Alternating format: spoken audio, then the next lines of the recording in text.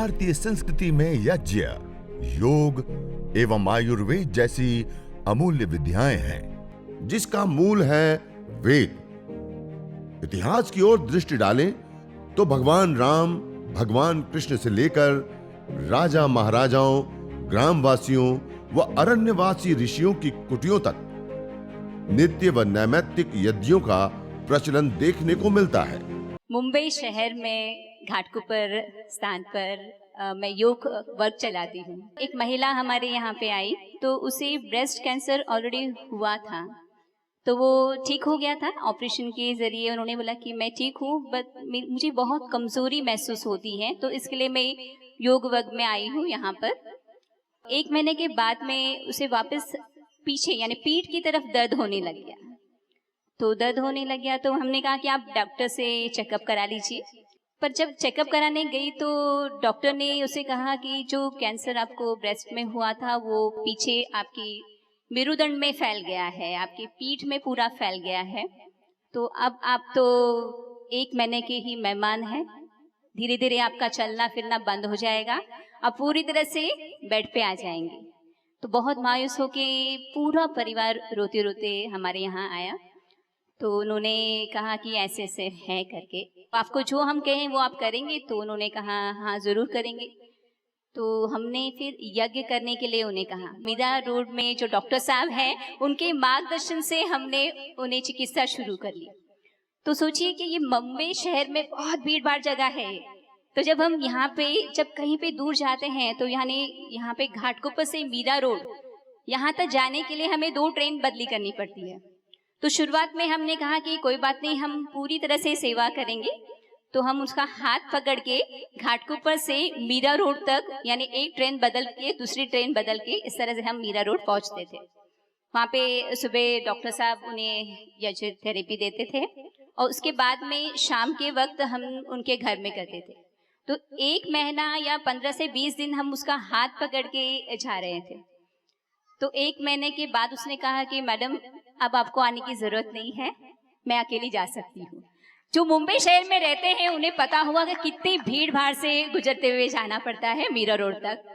तो उसके बाद इतना उसका आत्मविश्वास बढ़ा और 1 महीना तो गुजर गया। जो डॉक्टर ने कहा था कि वो बिल्कुल बेड पे आने वाली है, वो 1 महीना तो गुजर गया। 5 महीने तक वो लगातार मीरा रोड जाती रही और शाम के वक्त हम उनके यहाँ पे सेवा देते रहे। वो महिला बहुत ही अच्छी तरह से स्वस्थ है और चल फिर रही है। तो यानी देखिए डॉक्टर सबको ही यज्ञ देव ने पूरी तरह से फेल कर दिया। यानी यज्ञ से हम ये बड़ी बीमारी हम जो कहते हैं इसे भी कैंसिल कर दिया है, कैंसर को कैंसिल कर दिया है। नमस्ते आप सभी का इस यज्ञ महिमा के कार्यक्रम में।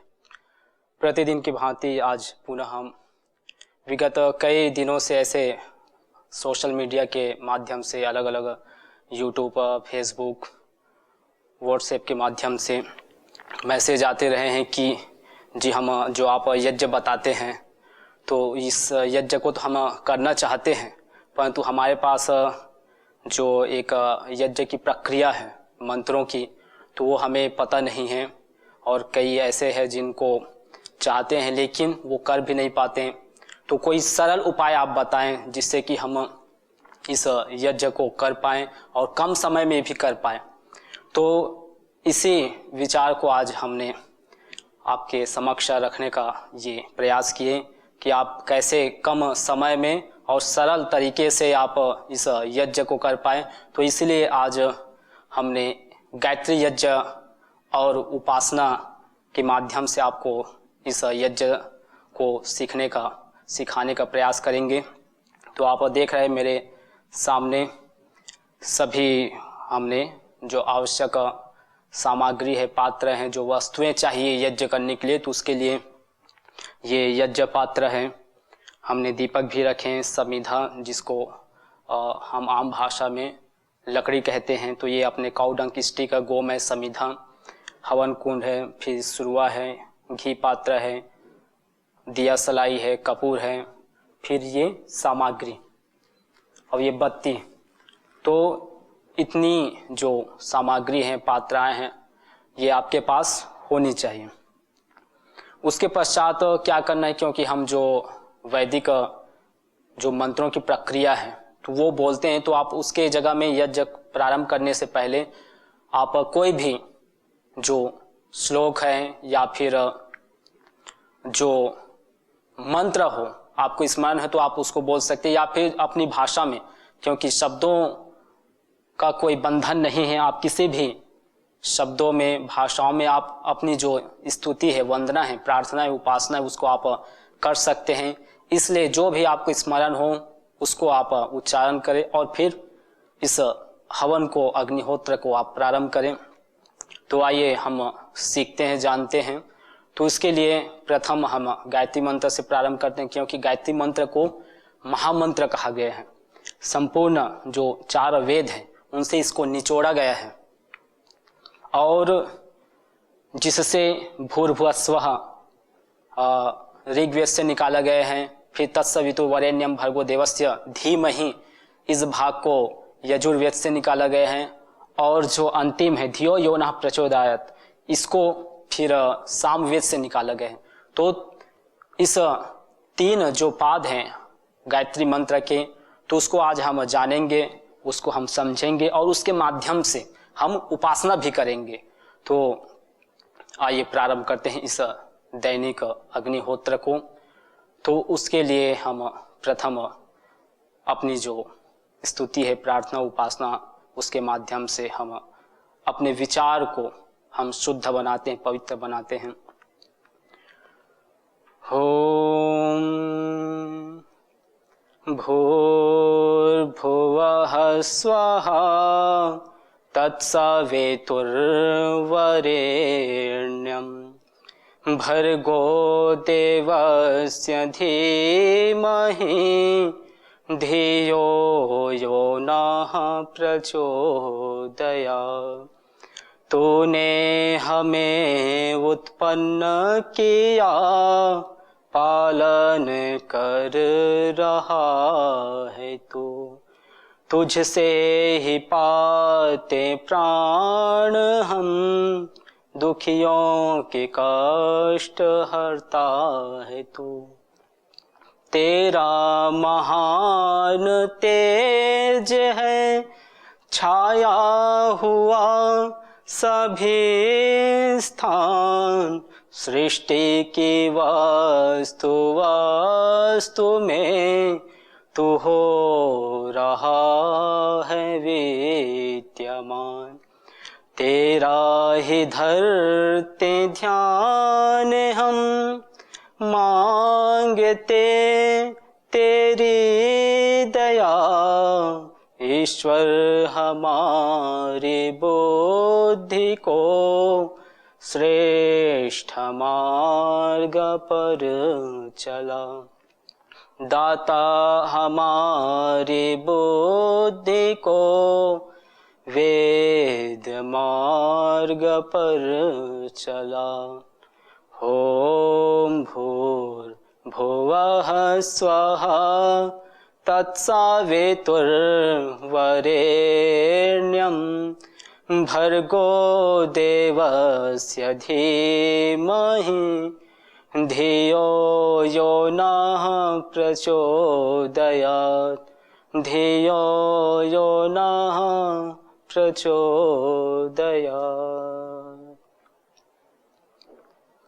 तो इस प्रकार जब भी हम हवन करें, अग्निहोत्र यज्ञ करें, देव यज्ञ करें, तो उससे पहले अपने आप को हम पूर्ण रूप से जो बाहरी विचार हैं उससे हम बाहर हटाते हुए हम पूर्ण रूप से जहाँ पर हम बैठे उपस्थित हुए हैं वहाँ अपने मन को टिकाएं। तो इसके लिए हम भाव करते हैं, उसके पश्चात हम आचमन करते हैं।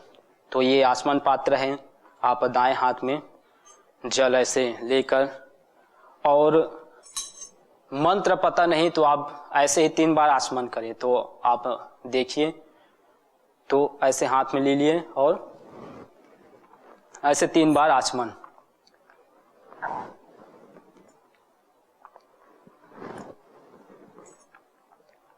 और फिर हस्त प्रक्षालन, हाथ को धोकर जो पात्र है उसमें छोड़ दिए। अब फिर बाएं हाथ में जल लेकर आपके दाएं हाथ की 2 उंगलियां मध्यमा और अनामिका, इससे प्रथम हम अपने मुख, फिर नासिका, नेत्र, कान, दोनों भुजाएं, दोनों पैर और संपूर्ण शरीर को हमको पवित्र बनाना है। जब हम कहीं पर भी तीर्थ स्थलों में जाते हैं, चाहे वो किसी भी मत पंथ संप्रदाय के हो, तो सभी पवित्र होकर जाते हैं, सभी अपने आप को शुद्ध कर कर जाते हैं। अपने शरीर को तो शुद्ध करते हैं, अद्भिगात्राणि शुद्ध्यन्ति, कि हम जल के माध्यम से अपने शरीर को शुद्ध करते हैं। साथ में हम अपने जो आंतरिक जीवन है, जो अपने विचार हैं, उसको भी हम पवित्र करते हैं। तो उसी भाव को हम इस जल के माध्यम से, क्योंकि जल का जो स्वभाव है वो शीतल है, तो हमारे जीवन में शीतलता आए, हमारे जीवन में करुणा आए, सबके प्रति प्रेम आए, तो इसी भाव को हम आइए बनाएंगे। तो ऐसे जल को थोड़ी स्पर्श कर कर प्रथम अपने मुख में, कि मेरी जो वाणी है वो पवित्र हो, शुद्ध हो, मैं सत्यवादी बनूं। फिर ऐसे नासिका में, फिर दोनों आँख में, फिर कर्ण में और दोनों भुजाओं में, फिर दोनों पैर में, और संपूर्ण फिर जो शेष जल उसको शरीर में छिड़क देते हैं। तो ये है शुद्धिकरण की प्रक्रिया। इसके पश्चात हम जो दीपक सजाए हैं, आप देख रहे हैं, इसमें हमने बत्ती पहले से लगाकर इसको घी चुपड़ कर गीली कर दिए हैं। अब इसमें हम गायत्री मंत्र से, क्योंकि आज का जो विषय है, सब्जेक्ट है, ये गायत्री मंत्र पर है, गायत्री यज्ञ पर है, कि हम कैसे गायत्री अर्थात जो गायत्री मंत्र है उसके माध्यम से यज्ञ करें, हवन करें, और उसके अर्थ को भी समझे, और अपने जो जीवन में हम एक आनंद चाहते हैं, परमानंद, उसको कैसे लाएं। तो आज इसी विषय पर हम चर्चा करेंगे। तो आइए हम दीप प्रज्वलन करेंगे। गायत्री मंत्र से आप प्रारंभ कर सकते हैं। ओम भूर्भुवस्वः तत्सवितुर्वरेण्यं भर्गो देवस्य धीमहि धियो यो न प्रचोदयात्। तो ये दीप प्रज्वलित कर कर आप फिर कपूर ना हो तो बत्ती से ही हम जो यज्ञ वेदी जिसमें हम समिधा लकड़ी रखते हैं उसमें आप अग्नि स्थापित कर सकते हैं। यदि कपूर की व्यवस्था है तो आप कपूर से करें। तो इस प्रकार से इसमें अग्नि स्थापित कर कर अपने शुरुआ में ले लीजिए और इसको भी गायत्री मंत्र बोलते हुए इस यज्ञ वेदी के मध्य में इस अग्नि को स्थापित करें। ओम भूर्भुवस्वः तत्सवितुर्वरेण्यं भर्गो देवस्य धीमहि धियो यो नः प्रचोदयात्। तो ये अग्नि हमने स्थापित इसमें कर दी। अब ये अग्नि का स्वभाव है कि ये जो भी वस्तु इसके अंदर सामग्री डालते हैं तो ये अपने स्वरूप में उसको ढाल देती है। तो ये अग्नि हमारे जीवन में भी, क्योंकि अग्नि अलग अलग प्रकार है, हमारे शरीर में भी अग्नि के कारण से हम देख पा रहे हैं, सुन पा रहे हैं। यदि शरीर में अग्नि ना हो तो शरीर मंद पड़ जाएगा। जठराग्नि मंद होने से हमारा जो शरीर है बैलेंस बिगड़ जाता है। तो ये सब हमारे जीवन को ऊपर उठाने के लिए अलग अलग निमित्त हैं जो परम पिता परमेश्वर के माध्यम से हमको दिए गए हैं। तो अब उद्बुद्ध के लिए अग्नि अच्छी प्रकार से प्रज्वलित हो उसके लिए हम घी की आहुति समर्पित करेंगे। ओम भूर्भुवस्वः तत्सवितुर्वरेण्यं भर्गो देवस्य धीमहि धियो यो नः प्रचोदयात् स्वाहा। तो इस प्रकार से घी की आहुति और जो दीपक है आप इसको अपने यहाँ पर जो ईशान कोण है यहाँ आप रख दीजिए। जो यजमान है वो अपने बाईं ओर रखें। अब इसके पश्चात हम 3 समिधा, क्योंकि प्रत्येक जो मनुष्य जन्म लेता है तो उनके जीवन में 3 अवस्थाएं आती हैं। एक शिशु अवस्था, बाल्य अवस्था, द्वितीय किशोर अवस्था या उसको हम और कहें तो युवावस्था, और जो तृतीय है वो है वृद्धावस्था। तो तीनों अवस्थाओं से हम गुजरते हैं, परंतु तीनों अवस्थाओं में यदि हमारे जीवन में अग्नि नहीं है, तेज नहीं है, तो फिर जीवन निरोगी बन जाता है, जीवन फिर व्यर्थ हो जाता है। तो तीनों अवस्थाओं में कैसे हमारे अंदर ओज रहे, तेज रहे। जिनके बचपन में ओज रहता है, जो बच्चा तेज रहता है, चाहे वो शारीरिक रूप से हो या मानसिक रूप से, उनका जो जीवन है, आगे की जो जवानी है वो भी मजबूत होती है, वो भी वैसे ही तीव्रता के साथ बढ़ती है। और जिनकी जवानी अच्छी होती है तो उनके वृद्धपन अच्छा होता है। तो तीनों का एक समन्वय है। तो उसी का प्रतीक हम इस 3 समिधाओं को समर्पित करेंगे। आइए कि जैसे ये 3 समिधा अग्निमय हो जाती है, जब हम इसको डालते हैं तो हमारा जीवन भी तीनों अवस्था अग्नि से युक्त हो, अर्थात तीनों अवस्थाओं में हमारे अंदर जोश रहे, कभी भी मंद न पड़े। तो ओम भूर्भुवस्वः तत्सवितुर्वरेण्यं भर्गो देवस्य धीमहि धियो यो न प्रचोदयात् स्वाहा। फिर द्वितीय समिधा ले लिए। ओम भूर्भुवस्वः तत्सवितुर्वरेण्यं भर्गो देवस्य धीमहि धियो यो न प्रचोदयात् स्वाहा। तो ये द्वितीय समिधा। अब तृतीय समिधा लेंगे। ओम भूर्भुवस्वः तत्सवितुर्वरेण्यं भर्गो देवस्य धीमहि धियो यो नः प्रचोदयात् स्वाहा। तो ऐसे आप 3 समिधा ये समर्पित हमने की। अब इस अग्नि को और तेज करने के लिए और इसको बढ़ाने के लिए हम इसमें कुछ 5-6 आहुति और समर्पित करते हैं। तो उसके लिए हम वैदिक मंत्रों से भी कर सकते हैं, लेकिन हम अभी गायत्री मंत्र से करेंगे। तो आइए गायत्री मंत्र से हम 5 आहुति देंगे। और आप अकेले भी कर सकते हैं। ये सिर्फ एक ऐसे नहीं है मानसिकता, क्योंकि हमारी बनी रहती है कि हम सपरिवार करें, सपत्नीक करें, लेकिन आप एकाकी भी कर सकते हैं। आप कहीं पर भी अपने घर में, बाहर कहीं आप नौकरी कर रहे हैं, सेवाएं दे रहे हैं, तो हर जगह आप कर सकते हैं। आपके लिए इतनी ही सामग्री चाहिए, समिधा चाहिए 50 ग्राम 60 ग्राम तक। और यदि आप धुनी देते हैं तो उसके लिए तो और बहुत कम चाहिए, 10 ग्राम में आपका काम हो जाता है। तो ये अग्नि तैयार हो रही है। और अग्नि का भी 3 स्वभाव बताया है। अग्नि का स्वभाव आप देख रहे हैं कि इसमें उष्णता होती है। अग्नि का स्वभाव है ये गतिशील होती है। कोई भी वस्तु इसमें डालो तो ये बढ़ती जाती है।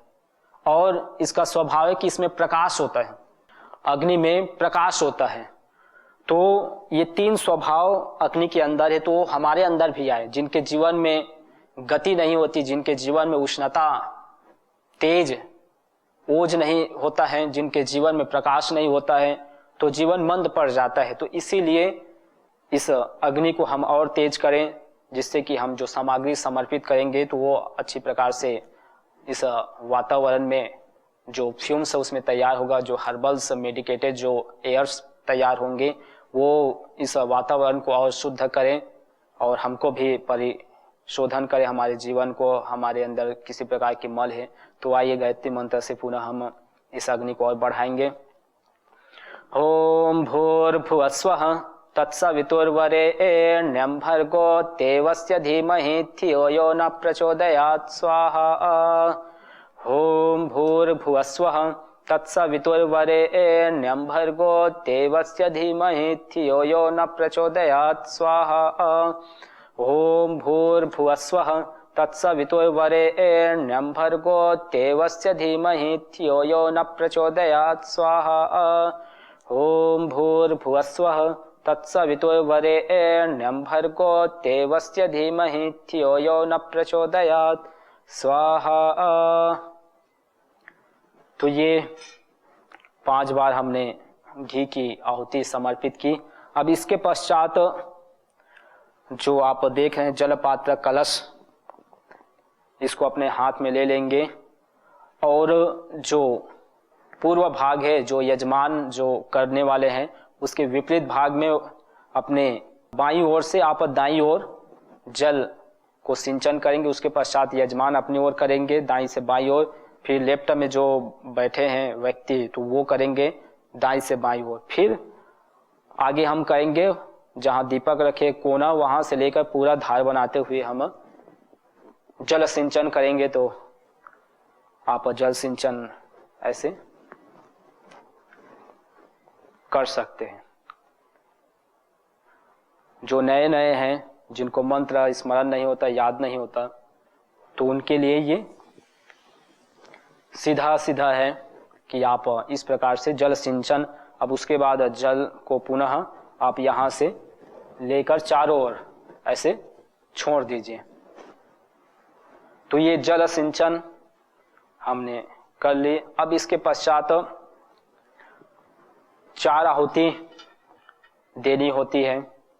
उसमें प्रथम अपने बाईं ओर यजमान दे धार बनाते हुए, फिर द्वितीय दाईं ओर और 2 शेष मध्य में बीच में हम समर्पित करेंगे। आइए।